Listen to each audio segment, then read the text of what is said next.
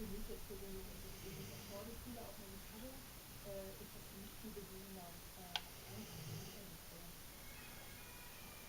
Annas Ehrgeiz und ihre Leidenschaft für den Dudelsack sind außergewöhnlich. Diesen Sommer fliegt sie wieder nach Schottland und lebt ihren schottischen Traum. Und der Mann, den Sie jetzt gleich kennenlernen, liebe Zuschauer, der hat mit Dudelsäcken nichts am Hut, dafür mit faszinierender Technik aus längst vergangenen Tagen. Steffen Wachs, der trifft auf seiner Expedition Deutschland hinterm Elbdeich einen leidenschaftlichen Sammler, Bewahrung eines Obsthofes, hortet er nämlich seine Schätze. Und diese Zufallskoordinaten haben uns auf seine Spur gebracht. Ich bin Patricia Schall und ich schicke den Reporter auf Expedition Deutschland heute nach Hamburg. Und zwar genau nach York.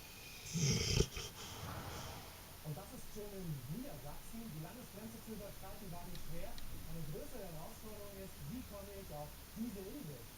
Meine Koordinaten liegen nämlich